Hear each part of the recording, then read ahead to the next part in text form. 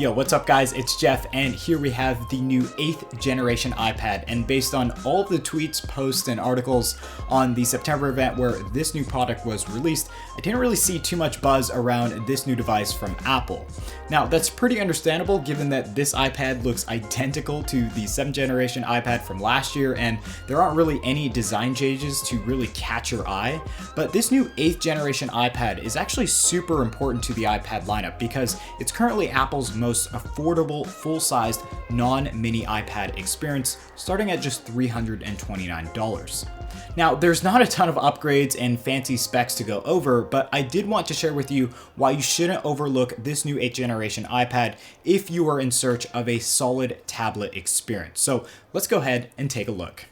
Now, the unboxing experience for this new iPad is definitely a familiar one. We have obviously the iPad itself, which we'll get back to in just a second, but you also have all of the product manuals, of course, those awesome stickers that Apple always includes, and then we also have the 20-watt USB-C power adapter with the USB-C to Lightning cable for all of your charging needs.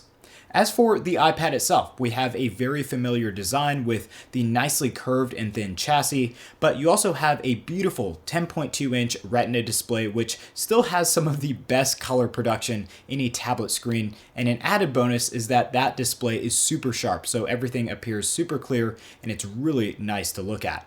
As for buttons and button placement, everything is the same, and of course the home button still comes with Touch ID, which will unlock your iPad and serve as password protection for any purchases or passwords you have on your device. For the cameras, we still have an 8-megapixel camera on the back, which I'd say I wouldn't be taking too many photos with, but it is still there. And you also have the FaceTime camera, which again, may not be good for selfies, but it would be good for FaceTime calls when you want to call up some friends or family. As for the speakers, we have a super solid stereo speaker pair on the bottom, and in the middle of those, you can see that we still have the trusty Lightning port. So when it comes to the design and experience of the new iPad from an external hardware point of view, everything is very familiar, but I think the biggest improvements to this product line actually come from the internal upgraded specs of the new 8th generation iPad. This new iPad comes with Apple's A12 Bionic chip, and we've seen this chip from Apple before. It's fast, it's efficient, and it's also responsible for that all-day battery life you may be looking for in a tablet experience. What's really cool is that when you pair iPadOS 14 and the new A12 Bionic chip, you obviously have the all-new advancements and features in iPadOS 14, but what's really impressive to me is that the entire UI experience is actually super smooth and fast. I've done everything from your typical day-to-day activities like email, web browsing, and document creation, to even editing some 4K content using LumaFusion, and those experiences were pretty flawless. Now, suppose you were to do some super graphic intensive tasks like edit heavy 4K video workflows and maybe using the Adobe suite to work on graphic design. In that case, I'd say maybe the experience would be a lot better on the iPad Pro. However, if you don't need that capability, I'd say that the 8th generation iPad still provides you with that solid tablet experience that can perform quite a bit of tasks that you throw at it. Now, in addition to that, the new iPad also comes with 32 gigabytes of internal storage as a base option and 128 gigabytes as your only upgrade. Now, to me at least, that seems like a pretty big jump in storage space, but in my opinion, you could easily use a 32 gigabyte storage option. You could just store all of your documents in iCloud, you could stream all of your music, movies, and TV shows rather than downloading them onto your iPad, and you could also use iCloud for photo storage as well. So if you wanted to maybe save some money on storage space and put that into accessories like the Smart Keyboard and Apple Pencil, I'd say that would be giving you a much better overall experience versus more storage space that might not even be necessary. Now, as for the accessory options, you still have the ability to upgrade to the aforementioned Apple Pencil and Smart Keyboard, and if you were a student or maybe you needed an iPad for work, this would be a perfect solution for you.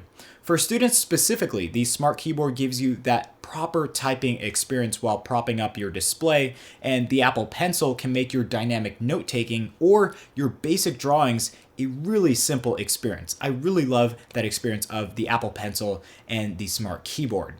So yeah, this is the new iPad experience that we all know and love. And maybe the 8th generation iPad doesn't come with the latest specs that maybe an iPad Pro comes with, but this isn't for the Pro users, and the price reflects that. This entry-level iPad is perfect for your day-to-day task, and if you don't need all of the specs that you see on an iPad Pro, and you just want that solid tablet experience, this is it right here. For an iPad to only cost $329 is a pretty big deal, but when you can add accessories like the Apple Pencil and Apple Keyboard without breaking the bank, you can really expand your abilities with the iPad even further, which makes this iPad one of the best in value should you need something a little bit more basic.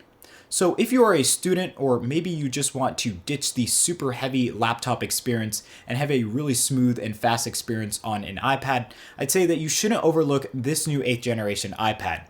It may not be the highest spec iPad out there, but for a lot of users, this might just be what you are looking for.